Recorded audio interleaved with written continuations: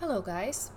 Okay, so today I will not be doing a scam baiting video because I don't know what's going on with Fire RTC.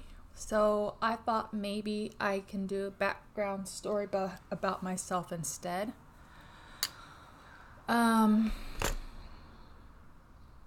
reason why Social Security scams get to me is because I have a genetic disorder that causes tumors to grow in and outside my body. The genetic disorder is called tuberous sclerosis complex, and it's caused by it affects the chromosome. Okay, so chromosomes 9 or 16 are your tumor suppressing genes. Okay. Well, when one of those gets altered in the womb, you tend to get what I have. And so what this affects is it could affect your brain, your heart, your lungs, your eyes, your kidneys, your skin, dental, your feet, like inside your nail beds and stuff. So behavioral issues, you can have like anxiety, depression, learning disabilities like developmental delays.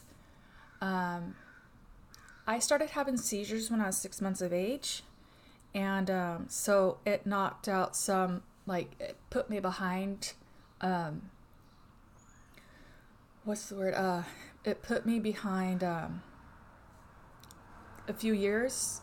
Whatever milestones I gained when I was a baby, I reverted a bit, and I had to attend speech therapy and an early start program because I was so delayed because the infantile spasms that I had were from my condition as well. I had infantile spasms, which are very dangerous if you're a child because, like I said, they can hinder you from learning new things. And so I didn't notice I was different until I was about 7 years of age when I started getting these bumps on my face. And these are angiofibromas, also known as pseudomyvasium. And they're little tiny tumors that grow on your face, and you can also get them like on your kidneys, and on the kidneys it's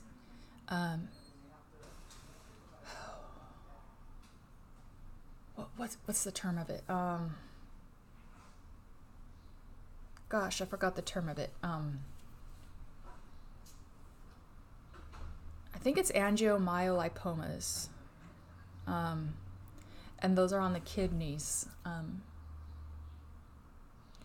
And let's see what else. So I have calcification on my bones.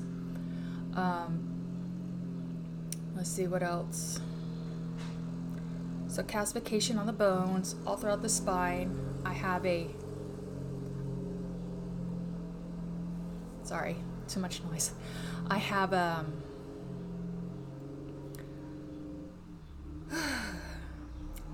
a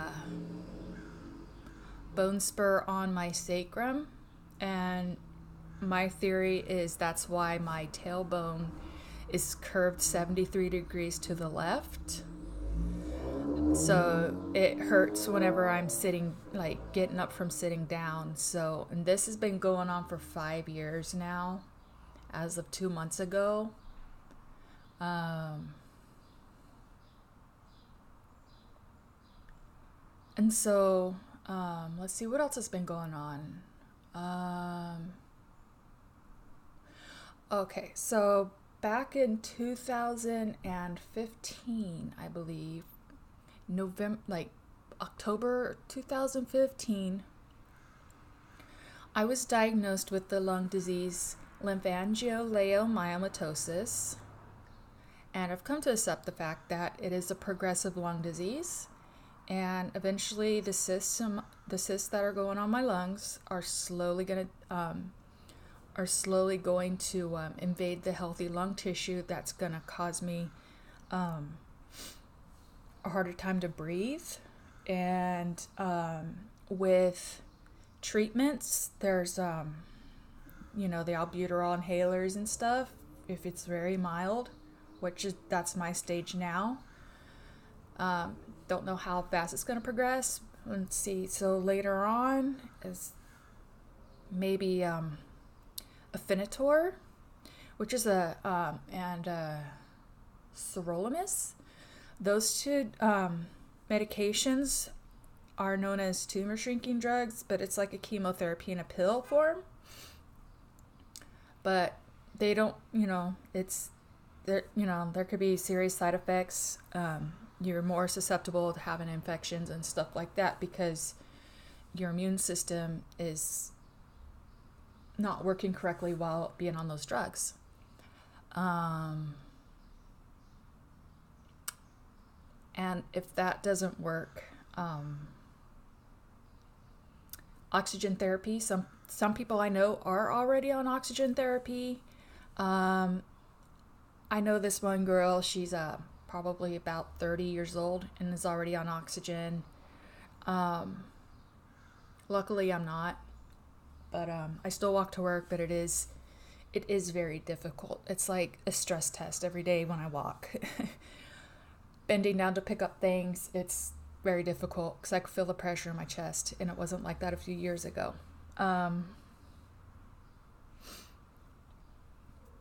Let's see, what else?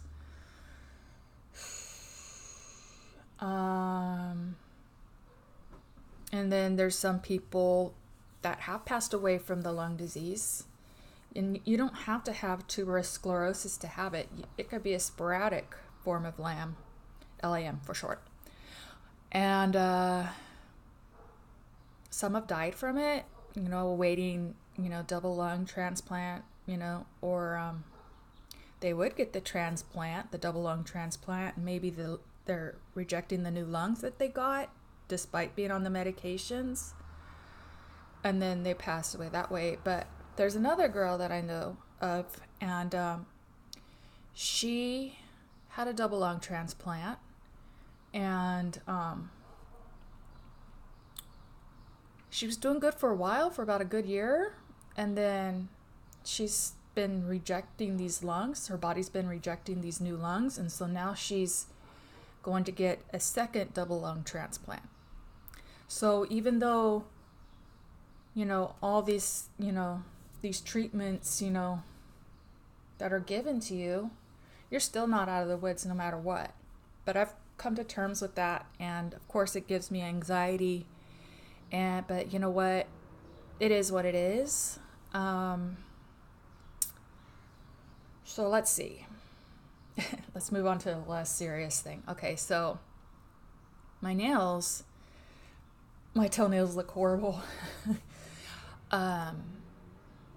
Whenever I cut my nails, I have to make sure that I have like gauze and Band-Aids on hand. I finally got someone to, what's the word? I saw a podiatrist. Okay, so now with my Medicare and my insurance, I can now get my nails trimmed every 3 months because they're so difficult. It takes me about an hour to get my nails worked on. Pretty typical, and of course they bleed and all that good stuff. And I trim them down. I trim down the tumors because if I don't, they'll get caught on my socks, and it's just, it's irritating.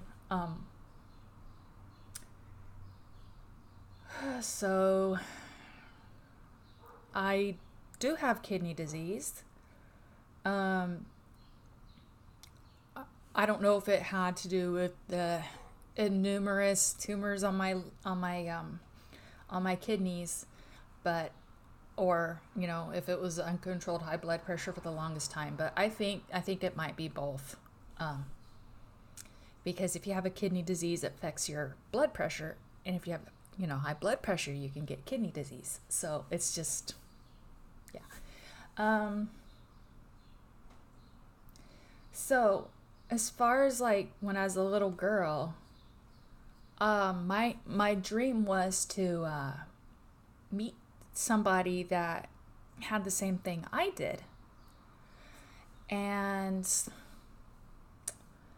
I'm the only one in my family that has this. I don't know of any other relatives that had it or not, but they say there's a 50% chance that each child that you give birth to will have it. And so that's just the same statistics, whether or not you're going to have a boy or a girl. So that's too high for me. And so I decided to get a surgery done so that I don't pass it on to any children. Best decision I ever made, because with the lung disease, it could make it progress faster. And so at the time I didn't know that, but at the age of 14 I knew I didn't want kids. I babysat. It's the best birth control ever. I babysat 3 little hellions, and they were the worst. I mean, they fought over who had the largest Pop-Tart, you know, when you break it in half. I actually did that. I was bad. I was a mean babysitter. If the 3 children were fighting and stuff like that, I would tell them, you know what, get in the corner, pick your corner, and stick your nose in it. And so it's just like, I grew up, you know, I tried babysitting, and so it's just like, it's the best birth control in the world. And then having siblings that are like 6 to 8 years younger than you, you know, and it's just like, and they're always fighting with you. But I did try raising a kid, and I was with my ex-boyfriend, and this is back in 2015, back when I was coming to terms with the lung issue. And so, I mean, everything was well, you know, with me and her. It's just her and the dad, you know, that weren't getting along, but she was really good with me. And so that's the closest I've ever come to having a kid and raising one. But, you know, it's just, I did what I could at the time. Now, how that went down, that's a whole nother story. Let's see, moving on. So, do I still have seizures? Yes, I still have seizures. My seizures stopped when I was about 7 years old. And so my seizures stopped when I was 7 years old. I was taking this Depakine syrup stuff, and I could still taste it to this day. It was like a very sweet syrup, you know, because medicines are sweet for kids, so they take them. And then I started having seizures again when I reached about 14. I was having a lot going on that year, and I was also going through puberty. And so ever since then, I've had seizures, and they're myoclonic. I have the petite mouth seizures, like the absence seizures. I have those, but I mainly have the myoclonic. And so basically with myoclonic seizures is they kind of look like a startle, like say someone sneaks up behind you and goes, rah, right? And then that person jumps. Well, what triggers those with me? Certain sound frequencies, strobe lights. I can't watch 3D movies, and if I do watch anything with a lot of flashing in it, I have to keep the light on because it's less intense for me. I love horror movies, but you know, it's just like, but yeah, anything with flash to the movies or whatever, I keep the light on. Let's see what else. What causes them? So certain sounds, lights. What was the other one?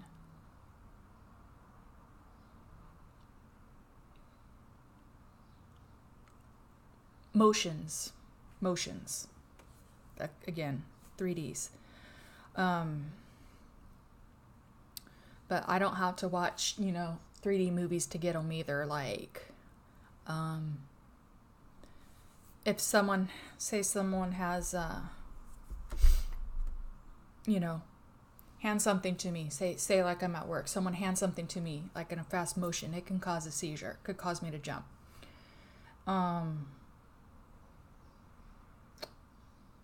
So it's like, and it also, depends on how well I sleep, what my stress levels are like at the time.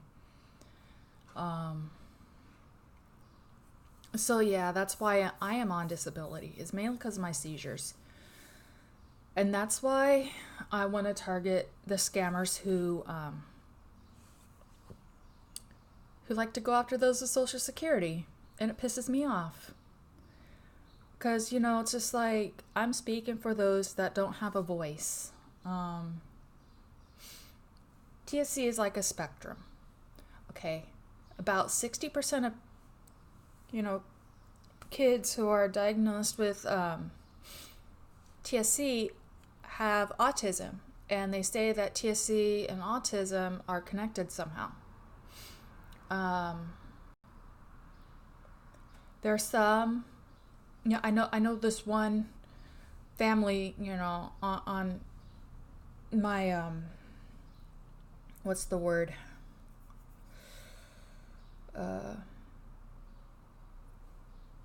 Support group page on my social media, and her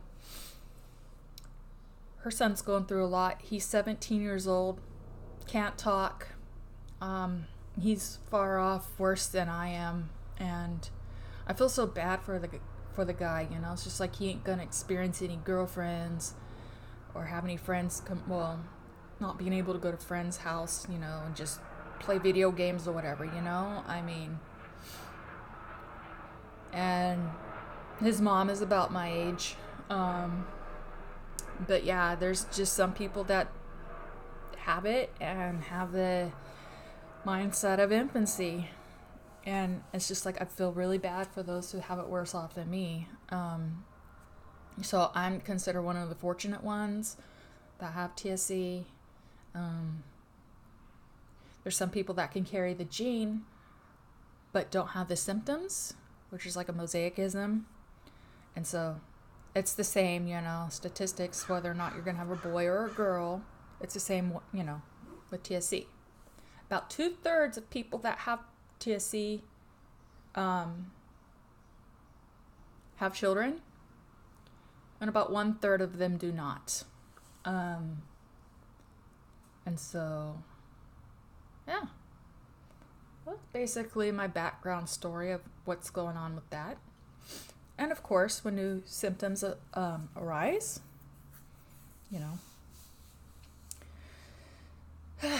just gotta maintain it, It's just something, it's lifelong, It's never gonna go away. There's no cure, just treatments, and I accept that. And I'll tell you one really neat story was back in 2010, probably April of 2010 is whenever I found the TS Alliance group page. And so I then found out I wasn't alone, and I probably have about 100 people on my page that either have it or who are parents of a child who has it. Now, I like to try to relate to those that actually have it too, because then, it's more of an understanding type thing, make you not feel alone. So what else? So in 2012, September of 2012, I had a friend from New Zealand come out to visit. She wanted to go see, she wanted to go to Hollywood and, and check out LA and all that. I think it was LA, yeah. I don't know. Maybe it's both LA and Hollywood. I don't know. So she spent a week up there, and then she spent her second week with me. And it was the best decision I have ever made in my life.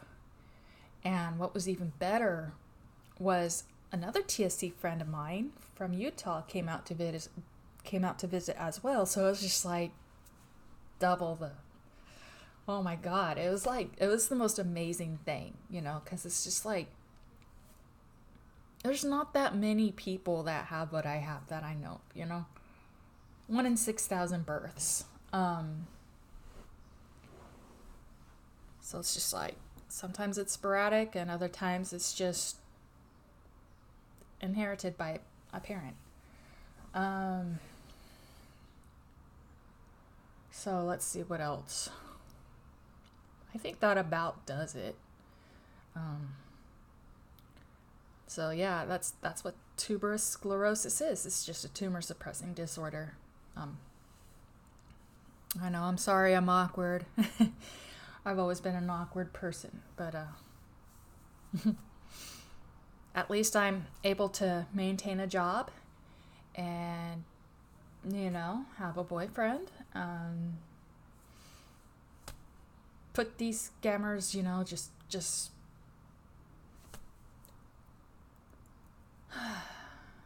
they piss me off. And so that's why I like to target the Social Security scammers. What they don't realize is that you don't have to be an elderly individual to be on Social Security or, have Medicare. The reason why I'm on Medicare is because I required enough work credits when I was younger. So before I was on Medicare and all that, I probably spent 4 years as a dishwasher, close to that, and then spent 2 years working at a casino.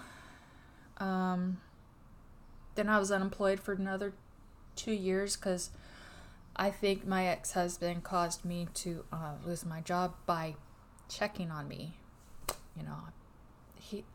I later found out he was schizophrenic, so that explains a lot. And that's a whole nother story for a different day. So I was unemployed for 2 years, and then my seizures got super out of control. So it's just, I started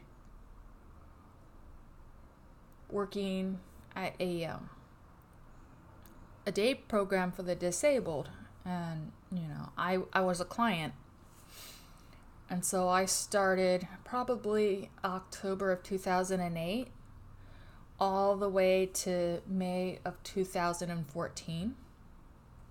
And what they did to me is a whole nother story. I'm not going to go into detail about that just because it just makes the video too long. And so now I work at a retail store. I'm not going to disclose the information about it. I don't live in the safest neighborhood. I'd say I live in a bad neighborhood. There is a lot of homeless people where I live, a lot of drug addicts. Almost been beat up because someone thought I stole their sister's sweater.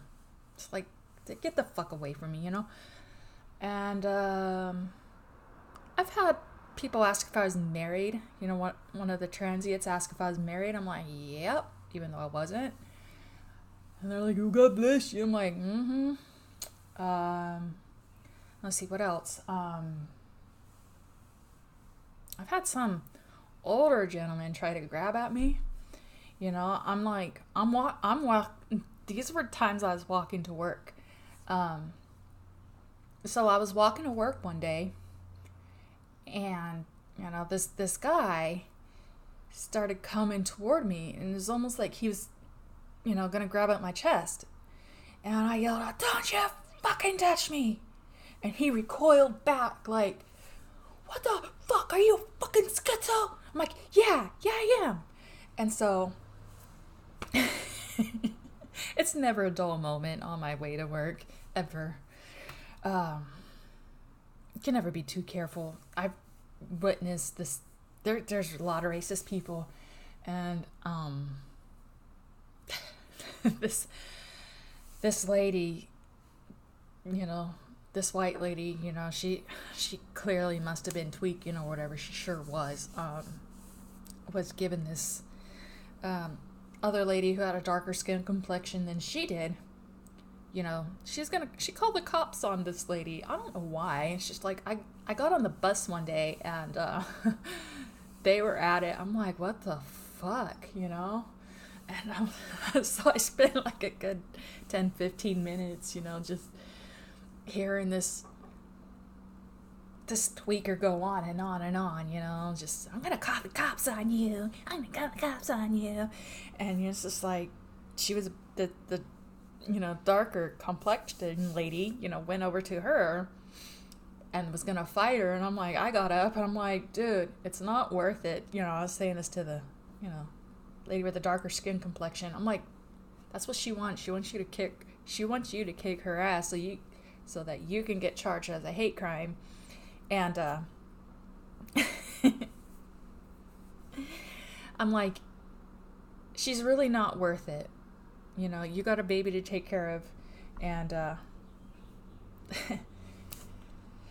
and so it's just like, the lady with the baby, she got off at the same stop as me, and I'm like, it was insane. I'm like, I don't even care as long as,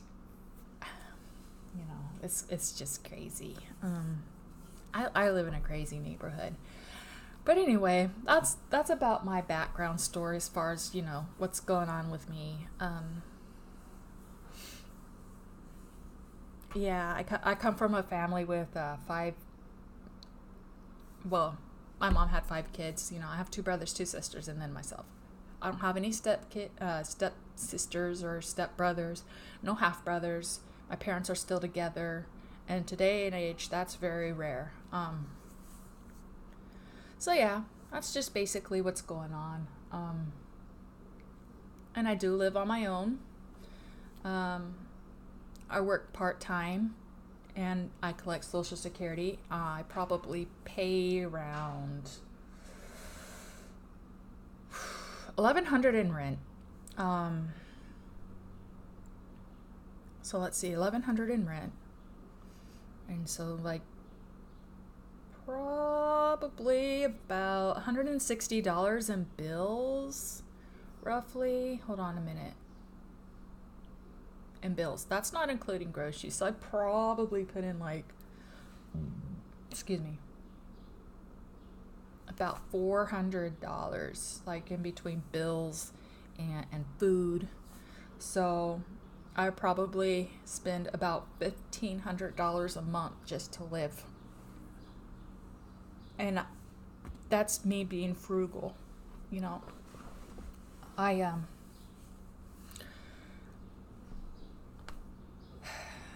So it's very difficult. If I didn't have a part-time job, I'd be homeless. And if I didn't have Social Security, I'd be homeless. Because in California, everything is just hella expensive out here. And I'm the only one in my family who lives alone. Out of all my brothers and sisters, I'm the only one that lives alone. And, I love it. I do, but it is extremely difficult out here. And I want to continue experiencing it as much as possible. Until I can't afford to anymore. I really do want to leave California. It's just been really, really, really, really rough. But yeah, it's difficult, but I love it. I've tried the whole roommate thing. Oh my god. And basically, I've probably been living on my own since 2010. But technically, at the same time, I wasn't, because I had a boyfriend, and he never really contributed to the rent or anything. All he did was pay like the electric and the internet, and that was it. And then later on, he bought a car, and I co-signed because I was the only one that kind of had a start on credit, and his credit was shit. And so I risked my credit And so the only thing that good came out of that relationship was he paid off the car. And so since he grew up homeless, I let him keep the car because, you know what? I'm like, you can have the car. You paid it off. I'll just stay here. And so it's just like, I was basically on my own anyway, you know, so never doing that again. Don't ever take in anyone like, not grow up like that. Not responsible. And so that's my background story. That's basically it. So if you guys have any questions at all, just write them down in the comment section. I'll do my best to get back to you guys. Also, last but not least, is there any other phone spoofing software I could use? Just let me know. That's similar to Fire RTC. I have Text Now, but it's just like once they block your call, that's it. You know, it's just like so if you can, because since Fire RTC has been down, I need to look at some alternatives so that I can get into putting these people in their place. So yeah, any questions you guys might have, just put them down in the comments below.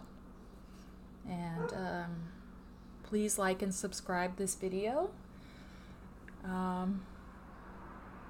That's about all I can think of. But yeah, so I hope you all enjoyed watching. Please subscribe.